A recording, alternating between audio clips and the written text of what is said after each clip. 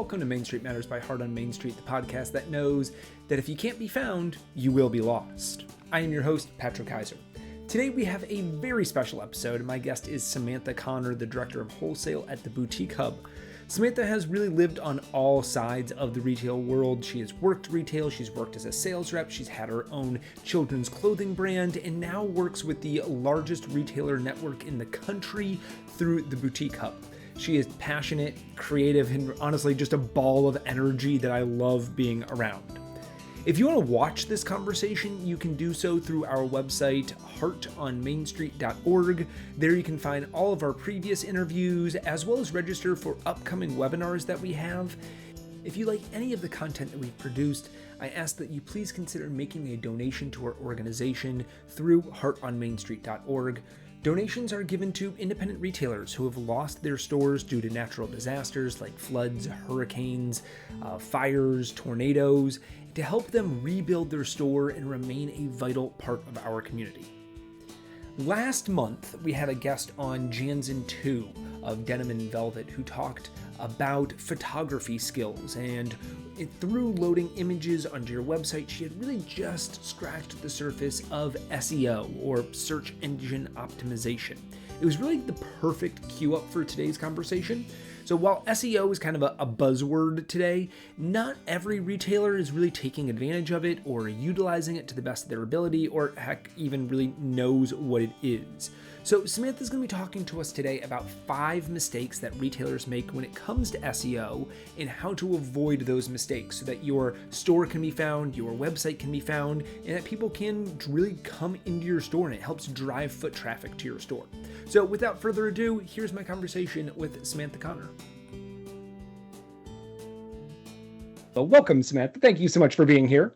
Thank you for having me, Patrick. I'm excited. Yeah, absolutely. And actually, welcome back. Here last October, we were talking about Pink Friday, which is very exciting, and I'm sure we'll having it again this year. So we'll be sending out information about Pink Friday as we get closer to that. Yes, yeah. It's so interesting. Google is responsible for 86% of all online sales. And then beyond that, if you don't even have an e-commerce site, then you're also looking to Google to help you drive that foot traffic to your store. So what I'm really wanting to impart to you guys today is that Google and working with Google is a strategic game. And so once we can kind of uncover what those rules are in the game, then you guys can win. And so that's what we're really going to be focusing on today is how can we win in the game of Google? So to kind of get started, I did want to take a little unofficial poll of the group and find out how many of you have a website. So if you could just drop in the chat, if you're brick and mortar only, or if you're e-com only, or if you're a mixture of both, I think that would be interesting. Seeing your answers, I see a lot of both. Yeah, that's excellent. Yeah. And that's key because I'm sure that you guys have heard this millions of times, but we've got to be omni-channel as we move into, 2025. What are all the avenues that we can use to pull traffic and to make sales in our store to be successful? We're going to look at 5 things that could be keeping you from being as successful as possible in the world of Google. And so I want to break those down for you and show you some things that you can do on your back end. And I will tell you this, you do not have to be a Google expert to do these things. A lot of them, I know, thank goodness. A lot of them are easy fixes. And I want to demystify that feeling of there's no way I could do SEO. That's got to be someone I'm going to have to pay $10,000 to come in and improve SEO on my website. That's not true at all. What we're seeing is a big shift in the industry of empowering retailers with the knowledge where they can do it themselves. And I love that because once you invest in knowledge in yourself, no one can ever take that away from you. That's one of the best investments you can make in your business. I told Patrick this earlier. I always have a lot to say, but I will take a breath in between slides and have him go through the chat and ask your questions. 5 SEO mistakes limiting your store's visibility on Google. So here is where we're going to get started is what are those things that we really want to focus on? There's a lot of things we could focus on. You guys know as retailers, there's so many different aspects of your business that sometimes it gets a little overwhelming. So what I want you to be able to do today is just kind of take a breath, just lean back, take it all in. But definitely try to identify 1 or 2 of these things that you could bring back and do in your store today or this week. And I think that makes it seem a little bit more manageable. And you could just start attacking these things one by one by one, and you're really going to see an improvement in both your foot traffic and your online sales. So Patrick gave me a wonderful introduction. I have been with the Boutique Hub for 4 years. My background as far as the retail industry goes, grew up working in a retail children's apparel store all through college. After college, I got an education degree, and then I did start my own clothing line. I manufactured that in the U.S., sold that for a while, and then went on to be a sales rep at Dallas Market Center. And now I'm at the Boutique Hub. So I've seen kind of all sides of the industry, from manufacturing, design, production to sales, and then of course behind the counter and behind the cash wrap. So I hope that I can impart some of the things that I learned to you guys today. A brief overview, if you have not heard of the Boutique Hub before, we are an organization that has been around for 11 years, and we work really hard to connect retailers, wholesalers, and then industry experts. Heart on Main would be one of those examples. People that can provide solutions to you. One thing we say in the Boutique Hub all the time is we don't have all the answers, but we're pretty confident we can find the person that does and help you connect with them. And so we work every day to bring those answers, that networking and that community to our members via our Facebook groups. And then in person, we have a permanent showroom in Dallas and Atlanta, and we have booths at the Magic events. And then like Patrick mentioned, we will be hosting our annual conference called the Boutique Summit. And that will be in Dallas right before the apparel show. So June 8th and 9th. And we're excited to be hosting Heart on Main at that event. All right. So like I mentioned, I do talk to a lot of people about their businesses. And so I do that at market, and then I do that on Zoom calls. I actually set up one-on-ones all day, every day, and talk to independent retailers just like you about what they can be doing to solve the problems in their business. And the biggest, I'd say, issue right now that I'm hearing from people is I need more sales. And then when we start backing that up, we decide, what do you mean when you say you need more sales? And so a lot of times when I say I need more sales, what that really comes down to is they're either needing to increase the traffic, so foot traffic or eyes on their website. Maybe they've got people that are coming to the website, but they're not converting. Or maybe that they need that average order value to grow. They need to go up. So maybe, your average order value is $150. What if we get it to $200? What would that do to your business? And so, we look at this very pragmatically. What are the goals in your business? And then what are the tools that you need to reach those goals? And so we are very, very big in the Boutique Hub about educating yourself, empowering yourself to be successful to meet those goals. I did add a QR code here. If you would like to hop on one of those one-on-one calls with me later on, I'm happy to do that. We do website audits all the time and make suggestions on what resources would be most helpful to different independent retailers like yourself. So I did include that here. But we really go through a very systematic process of how do we correct SEO mistakes? And then how do we successfully reach all of your goals, whether it's average order value increase, more traffic, is it getting more eyeballs on your website? How can we help you reach your goals? And inside the Boutique Hub, we do a private training program called Boutique Hub Black. And this is the secret sauce. I'm sharing it with you today. It's called the Atomic Method. And it's a proven system for success with SEO and with winning in the game of Google. So we start very simply at the very beginning. Audit and optimize your website. And if you don't have a website, then what we're going to jump right to with you is the meta and Google configuration. And then we look at what is organic traffic and how can we increase it. And then a lot of people then move into paid ads and then scaling ad campaigns. So it's a 5-step process. Like I said, it's easier to do with someone helping you, but it's one of those things too that I am confident that all retailers can do this and be successful at it when they have the right tools. All right, so let's go ahead and jump into those 5 SEO mistakes and see what we can do about them. So number 1 is the traffic issue. And I'm going to quote one of my favorite movies, Field of Dreams. If you build it, they will come. This is not true for websites. They will not come if you build a website. You have to get them to come to your website. And so when we talk about SEO and with search engine optimization is how can we make your website very attractive and easy for search engines to find? And the search engine that we talk about the most often is Google. And I teased this a little bit in the beginning. The reason why we care so much about what Google thinks of our website is because Google's responsible for 86% of online sales. So Google's got the market share. So that's kind of the sandbox that we're playing in. That's the board game we're on. And we know that we can win if we understand Google's rules. And so what we want to do is we just got to break those down of what can we do to our website to make sure that Google isn't penalizing us or hiding us on one of those back pages. So what we look at with Google is your website optimized so that Google can easily find it? So a lot of times in your store, you probably do things that reduce friction, right? Like you want to make it easy when someone comes in your store. Is it easy for them to find the product they're looking for? Is the checkout process easy? Is it easy to make a purchase and make a return? We want to reduce friction. And that's the same way that we're looking at with our websites is if someone is hitting your website, is it easy for them to navigate? Is it easy for them to understand the product and all the things about it? And so when we audit a website, we're looking at 5 different factors for determining if Google trusts your website. And if Google trusts you and you are playing along those games, then you're going to find along Google's games, you're going to find yourself landing on that page 1 ranking without paying for it. And that's the key, because we all know that you can pay for that page 1 ranking. But what we want to do is we want to organically land on page 1. And if you're new to the world of SEO, organic isn't like what it means when we're talking about food, as far as being healthy. Organic traffic means that it's free. You're not paying for it. So it's not a paid ad. It's someone that is finding your site organically. So they were searching for something. Google caught that hook and dropped them on your website. And that's a beautiful thing because it doesn't cost you $1. All right, it's Patrick. I'm going to check in with you. How are we doing? We are doing good. No questions or comments right now. So okay.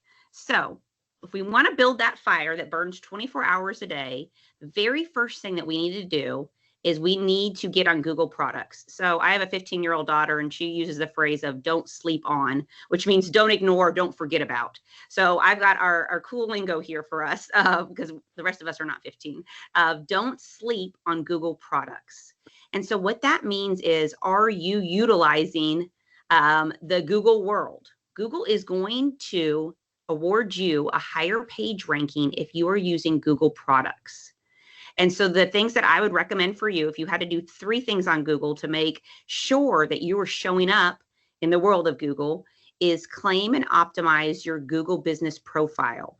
And so I have a screenshot here of what your Google business profile looks like. This is just of a street address, but you would type in your store, and you'd want to make sure that your name of your store, the address, and the phone number for your store are all correct.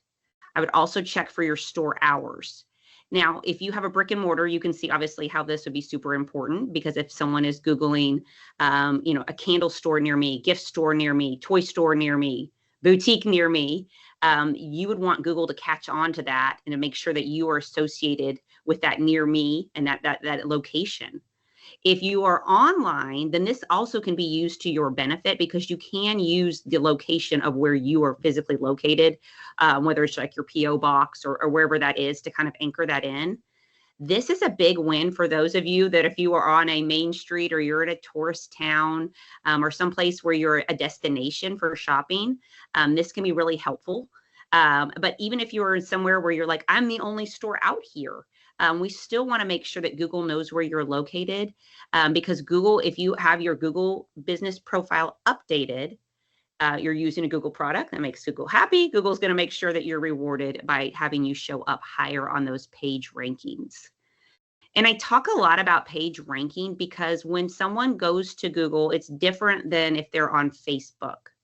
If you're on Facebook and, think about you as a consumer, you might be sitting in car line to, pick up your child, or you might be waiting, for a doctor, for your doctor's appointment. You're sitting in the waiting room and you're scrolling on Facebook, and Facebook will suggest different things for you to see. It just pops up.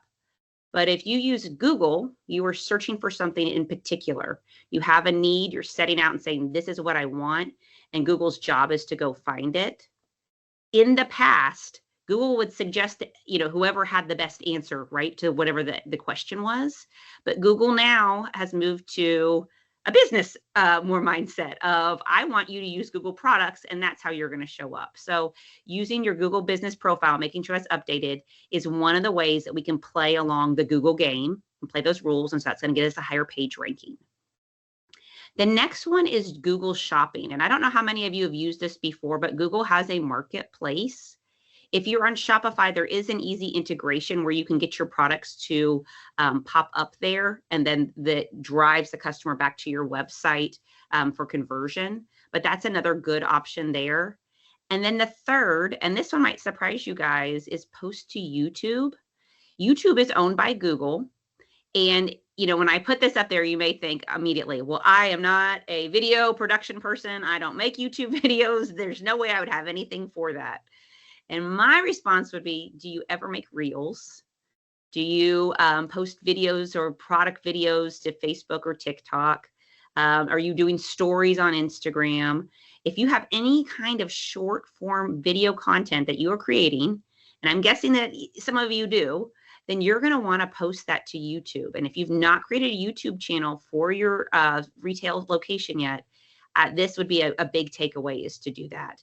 And all of this goes back to Google's goal is to keep people on Google as long as possible. Just like when you get someone in your store, you don't want them to come in for 1 minute. You want them to stay in the store, for maybe 30 minutes, right? Like offer them a drink, a snack, get them to try something on. That's how Google feels about customers. Google wants them to stay on Google products because that's a better win for Google. So doing these small 3 things right here can help increase your local customers, that foot traffic. And then it's also going to increase your SEO, which is search engine optimization. How easy is it for Google to find you on the internet?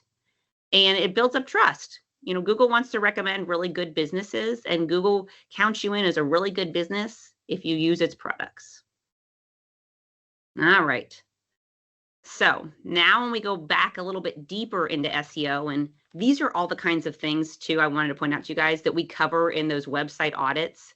And I would challenge you to get a website audit and to look at your SEO, I'd say once a month if you're not doing it right now.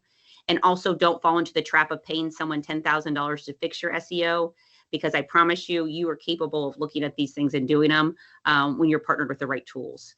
So your SEO is how you're showing up on a Google search. So if I opened up a new window right now and I typed in boutiques near me, there's several boutiques in my town. I live in the DFW area, so there's a lot of boutiques in the Dallas area. So there would be multiples that would show up. And so what I did is I grabbed right here as a snippet for you of what the boutique hubs SEO, what they look like on a search engine. And so there's a couple different things here that you guys can do today. If you have Shopify, you would go to your Shopify online store and then preferences, and that's where you can alter this. And I know there's similar for those of you that are either comment sold users or if you're on Square, but you're going to want to make sure that your title tag is between 50 and 60 characters, including spaces. And so the title tag is what's written in purple here. Remember when I said earlier, if you're on a main street or if you're in a tourist town, or you could add the name of the city and state to this area up here. And then the next thing you're going to look for is your meta description. And that's got to be between 120 and 160 characters, including spaces. This goes into that whole thing like we talked about. This is, Google's world. We're all just living in it. We're playing the Google game. These are some of the rules to the game. So if you've ever played, Monopoly with your dad, or you play cards, there's rules, and you got to play by the rules if you want to win. These are the rules in the game of Google. So we've got to follow these. If you don't, what happens? You lose your higher page ranking and you get pushed towards the bottom. And if you're saying, well, does it really matter if I'm on page 3 or page 4 of a Google search? I would ask you, when you Google something, how many pages do you go through to find your answer? I have to be honest, I don't usually make it off page 1. Yeah, never. So yeah, Patrick, how about you? Never. Yeah, page 1 is where I look. So right. Yeah. And even if there's those ads at the top, you maybe glance over those and then you scroll down, you're like, what are the real answers? So this is page 1. These are the rules for page 1. We want to get on page 1. So we're going to the title tag and the meta description. Why this matters is Google wants to send traffic to you. They're like, sure, you're on my Google product. I love you. I love to send traffic to you.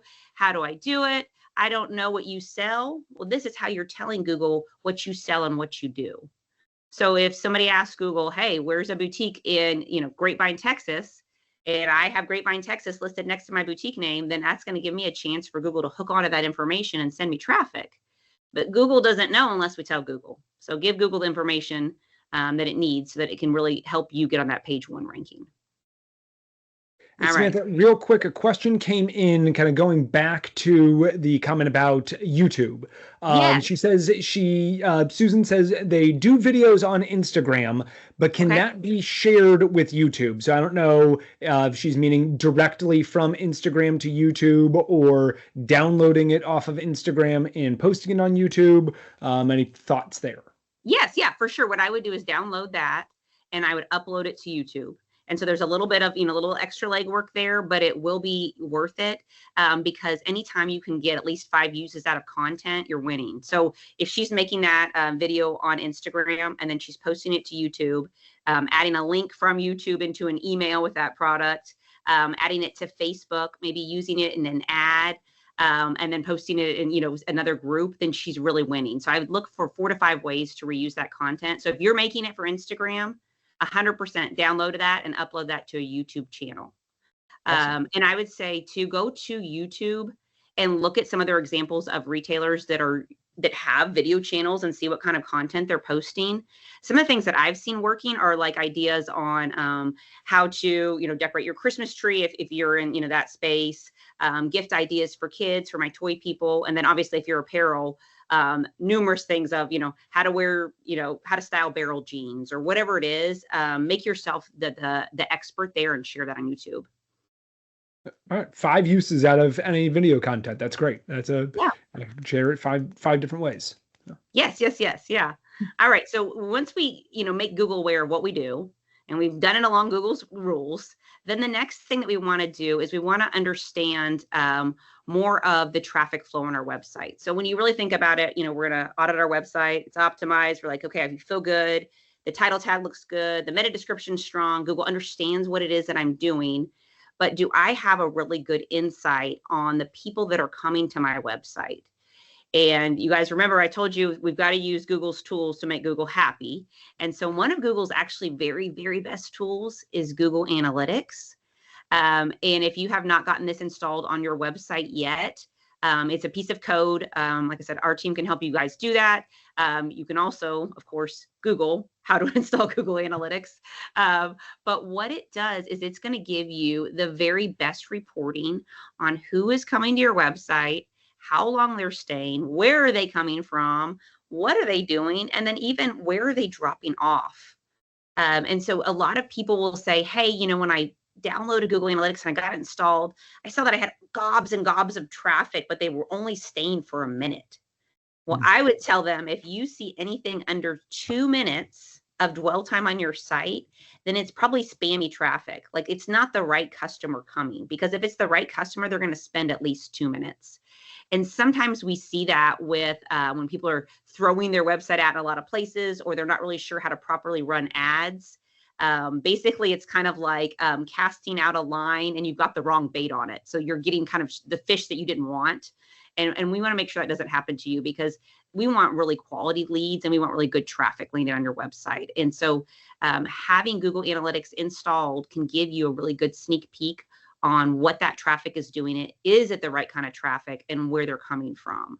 One of my favorite things to do with this, like I said, the Google Analytics tag is going to help you get more traffic because Google will love you because you're using a Google product. But the other thing too is you can see what keywords are performing the best, and you can use those in things like social media posts, your blog posts, and then in any copy that you write for ads. A lot of times when people first get into Google Analytics, they say, this feels like I'm drinking from a fire hose. And that is true. You guys all know data is only good if we know how to read the reports. And so what we like to do is go through and kind of help you guys set up those reports and understand what is the things that I really need to look at. If you're not working with a boutique hub and you say, I've got Google Analytics, what should I be looking at? Number one, look at dwell time. We want to know how long they're staying. They should be staying at least 2 minutes. And then number two, I would want you to look at users. your new users should be far outweighing by a 3-to-1 average your returning users. We love our repeat buyers. We love them coming back, but you guys know we always need to be getting more. And the power of you investing in your website is because you are trying to cast a really wide net. Maybe everybody in your town knows about you and you're the go-to place for that gift or for that outfit or for that, special toy. But do people all over the country know about you? And Google Analytics and using, your e-commerce site and having it properly optimized is going to really expand your customer base in ways you can't even imagine. Even looking at this, what would that do to your monthly sales if you get 19,000 new users to your website every month? I always tell people that, I'm like, let's just think about that for a minute. Let's just imagine. People are like dreaming of that number, right? That's 19,000. Wow, that'd be right. Yeah. And, something to think about that with too, Patrick, is, a really good website, really, it has about a 2% conversion. Okay. So if you back that up, you're like, not 19,000 people are buying, 2% of those. So then how many people do I actually really need to hit my website? And we can pull a couple different levers. You can pull the lever of I get more people, but then also we could play the game of, or could I get the people that I have here or could I pull the people that are here to get them to buy more? Actually buy. And that's where having a really good optimized website helps. What are those add-on products? I know you guys do such a great job of that, of like, what are those margin builders, things I can add on? Because what if I even just took that 3.5, percent or 1,000 people that are coming and I could get them each to buy $20 more? That'd be a huge lift. All right, let's keep on clicking. Another mistake we'd say, don't make this. So we're not going to sleep on Google products. We're going to make sure we have our SEO, our meta tags and our title tags optimized.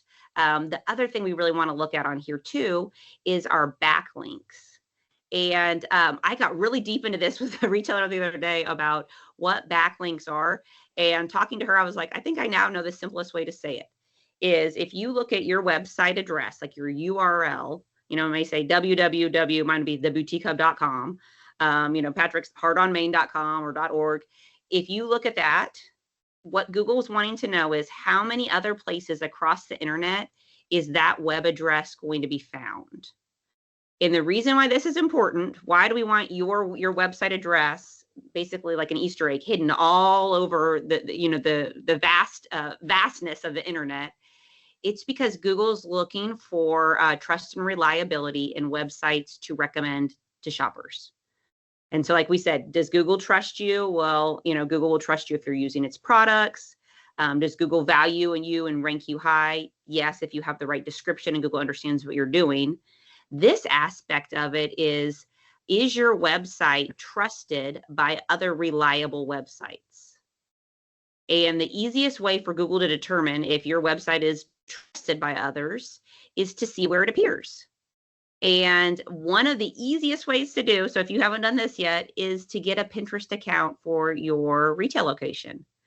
If you have a Pinterest account, then you can go in and pin products from your website directly to your store board or your store collection on Pinterest. And when Google is scraping the internet and scraping your website and looking for different addresses and things to recommend, Google's going to see that Pinterest is recommending you. And that recommendation just comes from that pin that you have made on Pinterest. So I think that's so interesting. And the other thing is our millennials are using Pinterest like a search engine. So, when I think about like if I need to, know recipe or how do I XYZ, I would type it in on Google. But the millennial generation is going to Pinterest and asking Pinterest the questions that it used to ask Google. And so this is helpful to you because if you're a clothing store, someone that's in that millennial generation might go on over to Pinterest and type in, what do I wear to a summer Western concert? And then they're going to get a whole visual flood of all these different images of what they should wear, what they could wear. And a lot of those are actually pins from retailers like you that will lead back to their store. So consumer clicks on it. She likes that outfit. Yes, that'd be cute. I could wear that to a concert. She ends up on your website and starts browsing and shopping and adding to cart. This would also work for our toy stores, our home and gift, top presents to give, for a wedding, best consumer or best candles You guys can just go crazy with it. But we also see, those millennials using Pinterest. So they're going to Pinterest and asking outfits, product suggestions, gift ideas, decor ideas. This is also where you can win if you're in home and gift and have some beautifully merchandised pieces and photos on your website. You can link back to those. And then I've listed other ones as well. The other one that I really want to call out is schools. Any website that ends in an edu, so that would be any educational website. So that could be, college, university, even your local elementary schools, middle schools, high schools. Those get a very high ranking with Google. Those are very trustworthy sites. And so if you can get your address, your backlink on that school site, that is huge. And I point that out because I bet a lot of you are donating to your school PTAs or fundraisers, or people are asking you for donations and you're making them. If you are donating, my ask in return from them, it's a give get. Can you please list my website on your website as a partner or as a supporter, or however they want to list that? But having your URL on anything that ends in an edu is going to give you a huge boost on that page ranking. And Patrick, you mentioned we had a Chamber of Commerce, I think, on this site or on the call today. There was a downtown business or association, but it seemed like there was a couple people liked that. So there might be Chamber of Commerce's or other community organizations as well. Yeah. Yes. Yeah. So those would be great. So if you're representing one of those, make sure that you are putting anybody that's a member of your organization on your website. And that also, if I was a Chamber of Commerce or if I was a community organization like that, I would really be talking this up to them of, this is one of the benefits of your membership, is we will list you on our website. This will increase your page ranking and help you find more buyers. And so that's something that they could use as well. So it's definitely a good one. And then, we were talking about Pink Friday earlier. If you've participated in Pink Friday in the past, or are going to join this year, we do create a map of the whole United States and all the retailers that we work with, and having your retail location listed on our Pink Friday map, which is hosted on Shop the Best Boutiques. That's also going to help. And these are all things that you can do. None of these cost any money. I mean, obviously donating to the school might be some product there, but those are really good partnerships. And these are things that you guys are probably already doing. So make sure that you're really getting those backlinks on there, and that will help because it will make your ranking go higher. Google trusts you more, and hopefully bring you more organic traffic. Like having a trusted friend say like, oh, this is a good place, and recommending you. Yes. Yeah, that really is. I kind of personify Google because I'm like, we keep talking about it. I'm like, to me, it's like this really nice, nerdy guy. He's got really big, thick glasses, and he's like being asked all these questions all the time. I mean, can you imagine being Google? He knows everything. Yeah. How many times people are asking him something? Trying his best to keep up and provide the best answers. So he's had to develop a system, right? Of like, which is the algorithm. How am I going to decide who I suggest? And so once we figure that out, it's helpful to know it because then we can make it easier. So going back to Mr. Google, something else that he likes is a really smooth experience. And so this is something that we talk about a lot that happens with a website is as you guys are building out your website and you're adding these videos and you're adding photos and all these great product descriptions, your website can get a little heavy and it can start to download slowly. And slowly, if you've ever hit a website that loaded slowly, you know what happened. You bounced right off. So if you're on a site and you're waiting for the photo to load and it's coming, line by line, feels like it's ticking, pixeling through, you get frustrated and you just go to another site. And so Google really is looking for, how can I really recommend the very top businesses, the top websites. If you have a page that loads too slowly, you're not going to get on that page one ranking. And so for those of you that are on Shopify, there is an app, which is this yellow square with a blue lightning bolt. It's called the Flash app, and you can download this, and this will increase your load speed. And so like we said, Google favors the quick. And so you guys can imagine that too. That'd be like if someone, walked up to your brick and mortar and pulled on the door and it was locked. And they're like, I can't get in. They would just leave. They wouldn't just keep standing there. And so it's the same way they feel like that with your website. If it's loading slow, it's a feeling of I can't get in, I can't see what's there, and they bounce, and we don't want them to bounce off. All right. Okay, now we've got to talk about social media. So we've been very deep into the Googleverse. Now we've got to talk a little bit about the metaverse, which is all the meta products. So if you're using Instagram or using Facebook, that's a whole nother opportunity for us to get organic traffic. And we haven't even talked about paid traffic, but this is organic. What are all the free things we can do to get eyes and viewers and buyers on our site? And we were really heavy with Google. What can we do to make sure Google loves us? We also want to look at how can we have an advantage with Meta and with Facebook as well. And so that's going to come down to a pixel. And I know we've used a lot of like crazy words today. We're talking about SEO and we're talking about, backlinks and all these things. Here's another new word, to add to our vocabulary, which is pixel. And when I was first learning about all this, I was like, well, where is the pixel? Can I see it? Can I hold it? Can I touch it? It's in the cloud. And what the pixel really is all of the data that you want to collect, that Facebook's going to want to collect, of who, when you decide to run an ad, can I show it to? So you could almost think of your pixel as this big list of contacts. And the reason why this is important is when we think about going back to your website, all the different people that are hitting your website, how are you capturing those leads and that data, those email addresses, the name of the customer, all those things, so that you can follow up with them on a sale later. And if your website, you're kind of viewing your website as this amazing sales rep, right? Somebody that's working for you around the clock, never takes a break, they never take vacation, they don't even go to sleep or eat, they're working around the clock. And what their job is, your website's job is to either make a sale or to capture data that you can use later to make a sale. In our team, we outline there's 10 reasons why people don't buy, and only one of them is because they don't want the product. It could be other things of, timing wasn't right, their kid ran in and distracted them, maybe their phone crashed, their website, a pop-up banner on something else open and they got, their attention was moved somewhere else. So if you think about your website, maybe it can convert that first time, but if not, that's okay. As long as we have the customer's email address and data so we can retarget them and come back to them later. So your Facebook pixel is a piece of code that you would have embedded on your website. And what it does is, if you've ever been to a website and it says, this site uses cookies, will you authorize them or decline them? When they say, sure, I'd love a cookie, I authorize that, then the website's going to grab their data and their information. We want that data information stored inside of our Facebook pixel for your business, because down the road, maybe it's not today, maybe it's not even in 2025, when you're ready to start running paid ads, you want to run ads to all those people that dropped by your website and took a peek, and you want to make sure that your ad is showing up in front of them. And so your Facebook pixel is the number one way to do that. That is like your ultimate contact list. And you are going to be banking contact information to use when you are ready to start running Facebook ads. And so it's really important to grab that.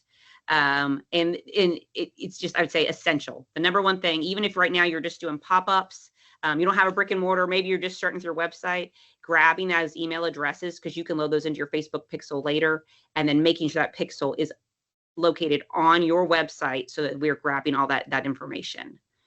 So that was a big one. That's a big one. Yeah, that's huge. I mean, you got to get that email address, that contact information. Those are things that you can own. Yes. And, that's a really good point when you say you can own, because that brings up the point of whose customer is it at the end of the day, right? Is it Google's customer? If your customer, you only interact with them on Facebook, it's Facebook's customer. These are your leads, your contacts. So you want to make sure you're building that relationship. And so, Patrick, you've probably seen too, on websites, it'll pop up and say, hey, would you like 10% off? Put your email address in here. Make sure you're giving those carrots to your customers, because what you just said, it's your customer. That customer does not belong to Meta, and they do not belong to Google. You are building the relationship. So make sure that you have a stake in it as well. And then for that trust factor, which is the first one here, is link socials on your website. Make sure when you go to your website, it's very easy to see. Yes, you're on Facebook. Yes, you're on Instagram, YouTube, whatever those big social areas are. If you're on TikTok, or I always say Twitter, but now it's X, make sure that's on there as well too, because that gives people social proof. A lot of times, when I'll go look at a website, I'm like, is this a legit website, right? Like, you're looking, should I trust them when I give them my credit card?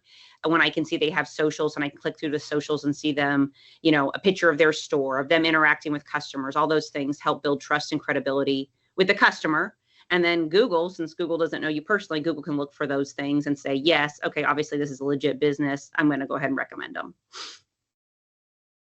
All right, so that's the whole social thing there.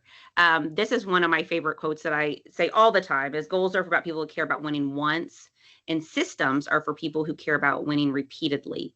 And that's what this whole thing is. When we look at SEO, it's creating a system for success. So we're not just doing one thing and then, set it and forget it and leave it. It's just like your house or your business or relationships. It takes constant maintenance. Because things too are always changing. And so, like I said, align yourself with resources like Heart on Main, with the Boutique Hub, with Dallas Market Center, places where you can continue to get this online or this continuing education, and creating that system for being successful. So up until now, everything we've talked about is really organic. So like I said, it was free. Look at all these great free things we can do. But then we know that there is an element of paid. And we are really, I'd say, adamant in the Boutique Hub of making sure your business is set up correctly, your website's set up correctly. If your business was a bucket, making sure there's no holes in it before we even touch the paid ads thing. I would tell you, if someone comes to you and is like, well, you're not successful, the reason why, you just need to put some paid ads out there. That would raise a major red flag for me, because paid ads are not the entire thing. They're the cherry on top. So once you've got everything set up, that last piece is the paid ads. And I wouldn't touch that until I really had my organic traffic and that whole system built out, partnership with Google, basically grabbing those email addresses, all those nice, things set up, that foundation. And then I would put on this paid piece. And paid traffic is an essential at some point with your business. There's just so much noise and shiny, sparkly things out in the world today that we have to pay a little bit of money to be seen. It's not our whole strategy, but it is a piece of the strategy. And when we say we're in the business of time and attention, whether you're selling candles, or you're selling little girls' dresses, or you're selling shoes, at the end of the day, you're really trying to capture a customer's time and attention. And that's why, even with all of organic traffic, that final piece that's really going to help you scale is going to be that paid ads component. And so when we look at this, I wanted to make this a don't make this mistake, to go along with the rest of our theme of ads don't work for my store, because I have heard people say that. And what I would say is, I'm going to make a case against that statement. Paid ads do work for your store. It can work for your foot traffic, and then it can also work for your online store. If they're not working for your store, you say you've tried them before. My questions would be, did you set up the whole organic system before, right? Like, is the website optimized? Is it prioritized by Google, or you showed up those good page rankings? Do you have any big holes in your bucket? Because if you have holes in your business bucket and you dump paid traffic in, all that paid traffic is just going to run out and end up on the floor.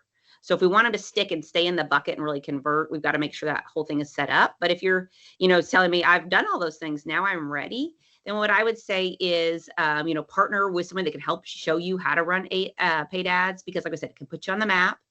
It can get you the qualified, ready to shop traffic, because that's what we know too, right? We talked about, casting a line with the wrong kind of bait and you got back a weird fish that you didn't even want to eat. We want to make sure you're catching the right kind of fish. And then also scaling strategically, but not sporadically, right? Like, it doesn't really help us if we just have 1 month of like crazy blowout sales and it cleared all of our inventory out, and then the rest of the months, nothing's happening. And then the final thing too is a budget. A question I get asked often is, people say, how much money do you need to spend on paid ads? And the strategy we teach inside the Boutique Hub is, it's a $10 a day start. So you set up a couple different ad campaigns, you give them each $10. And then it's kind of like a horse race. You set them out and see which one is going to take the lead. The big thing about ads is there is no one best kind of ad to run. You have to constantly be testing, evaluating, and experimenting. But once you understand kind of the basics, right, of like, is it a carousel ad, which just means, is it multiple photos? Is it a video ad, like a fit video? It's just a little short, maybe 3-minute video or less. Does that work for your store? Does your customer like to see a flat lay? And it really depends, so it's very much a fishing game. But once you figure out which one it works for you, then you can continue to refine it. All right, so this is the inside. I just wanted to show you guys this, because if you are running ads, or if you've run ads in the past, this is the column I want you to look at. So if you are paying someone right now to run your ads, or you're in this world, return on ad spend, you should be getting at least a 3-to-1 return on your ad spend. This is one of the customers we work with. Of course, I'm going to show you my highlight reel, but you want at least a 3-to-1 return, because a 1-to-1 return wouldn't even cover your cost of goods. You guys are having to buy goods to sell online and run ads too. So you want at least a 3-to-1. That would be my threshold. And I would say this is an amazing, this was a viral product. You're really looking for an average of about a 9 to 10 return on ad spend. And this is why I was talking about filling your meta pixel, right? Getting that pixel full of customers to show the ad to. Because it's one thing to set up these amazing ads, but whose eyeballs are they going to land on? And we want to make sure they are landing on the right kind.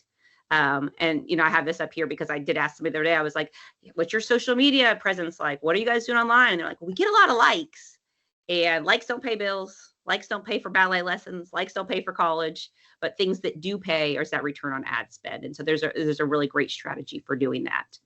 And I know that we're kind of getting towards our end of our time, but I didn't want you to get off of this without knowing a little bit more about what you should be looking for when you're running ads. And I would say these are the top 3, and these are things that you can be doing on your website too. So your website needs to have really great product photos. If you are using right now stock images, I would really challenge you to, as new product is coming in the next couple months, start taking your own photos. That's what really stops the scroll for people. They want to see it on real bodies. They want to know that it's not photoshopped. If it's a gift or a home product, they want to see it merchandised. And so all of this will improve not only your website, but then as you're building out those ads. Another one is descriptions, right? Like tell the story, make her feel it. I used her as our customer, but whoever that is that's shopping with you, make them feel it. And this applies to website and then your ads. And then finally, if you had to have something that I would want you to have in place before you start running ads, it would be an engaged social community. So we cannot just sell products all the time. We've got to have a community behind it. It's an 80-20 balance. And if you are not, comfortable taking photos, I'm going to put out a shameless plug for the webinar that we did last month, which was about in-store photography, and Jan's into talking about how to take great photos with your cell phone. You can find that on our website, heartonmainstreet.org. So I love that. And I love that she uses her cell phone. Yeah. Because I think sometimes that's like a kind of like the mountain that people say, I can't cross it, right? Like I don't have a good camera. I'm not going to buy the $1,000 camera, right? Yeah. No. Yes. Yeah. But amazing conversation too. So yes. Yeah. It's an amazing one. All of these things to say, these are 3 things that apply, like I said, to your ads. It applies to your website. Is to really showing up authentically. And like I said, if someone comes to you and says, oh, the thing that's wrong with your business is you're not running ads, we know, right? You would say, well, I got to fix my bucket first, because ads are a mic. They're not a magic wand. So whatever you've got out there, it's just going to amplify that. So let's say on your website, you had a lot of stock photos, the descriptions weren't great, not everything was built out. All the ad is going to do is just yell that out to the world. And we don't want to do that until we've got everything fixed. All right. So, like I said, if I want to tell you anything, you're the key to your success. Keep showing up to webinars like this with Heart on Main, talking to people when you go to markets, reaching out to your sales reps. You've got the success, like the key to it, in your hand. And if you're not quite sure what to do with it or what door to unlock with it, lean on your network and let them help you with that. This was the program that I talked about a lot with you guys, that one-on-one coaching. If you're at that level where you're like, yes, I want to sit down and have someone help me do that. We offer that inside the Boutique Hub. If you are at the point where you're like, I'm just starting out, what are some things I could do? Definitely download these slides at the end and just start working on those things, one by one and marking them off. I know a lot of people that are in the retail space. Some of you are working other jobs as well. I know we talk to teachers, nurses, lawyers, people of all different walks of life all the time that are balancing many different things. And I'd say just start where you are and build from that. And, you can get to where it is that you want to go. So this is where you can download the slides. So grab this and then you can review these later and start, implementing some of these things. And then, like I said, keep showing up for more education, because that's the one thing that no one can take away from you. All right, All so right. we've had a couple questions come in. Okay. So while we leave this up, Jen asked, what about ads that are branded? Ads that have the same look and feel. I have some board that think this is required, while others like variety. Yes, yeah. The biggest thing about ads, like we said, was that there's no perfect kind. And so what I would say with a branded ad is that I would want to test it against another one. So I, use a lot of analogies. I think about like a horse race. So I would get 3 ads kind of in the race. So I would try one that's branded. So it's very clear. They can see that it's from, your store, very recognizable. An example of that, I think is Pretty Simple Wholesale. Her ads use the same models, the same feel, the same backdrop. You can tell the brand right when you see it. So you could try one of those and then run it against something that is showing the product in a beautiful way, but is not easily recognizable as coming from your store, and see which one does better. And whichever one performs the best, then I would cut the other one and double down. So maybe I'm giving each of them $10. The one that wasn't working, I would take that $10 away from that ad, cut it, and feed the other one $20 a day in ad spend and see how much I could scale it. And then Christy asked, and we've talked about Pink Friday a couple times. Yes, yeah. So more information about Pink Friday. Yes, yeah. So you can go once again, I'm going to send you to Google. If you go to Google or the Boutique Hub and go to events, there is an event called Pink Friday. The Boutique Hub started Pink Friday during the pandemic. And the purpose of it was to drive shoppers to small businesses during the holiday season. And Pink Friday lands on the Friday before Black Friday. And the reason why is what we found out is, you got all these big sales, and then Black Friday came and all the big box stores, were slashing and discounting TVs and electronics and, the just crazy sales. And then, it comes right after Black Friday with Small Business Saturday. And we had a lot of our retail partners say, by the time they get to Small Business Saturday, they don't have any money left. So we created Pink Friday, which is the Friday before Black Friday. And it's free to sign up for. You get located on our map. So that's great for your backlink strategy. And then also we give you an entire planning kit for hosting Pink Friday events in your store. And the product doesn't have to be pink. You don't have to be a pink store. Really what the idea is creating in-store events or events on your website that are going to attract buyers to you. And the people that are really successful at that too will partner either with other stores or businesses in their area. If you're a chamber of commerce or like some of the other networks that we talked about that are on this call, this would be a great opportunity for you guys to, get together and do business together to drive awareness to shopping small first.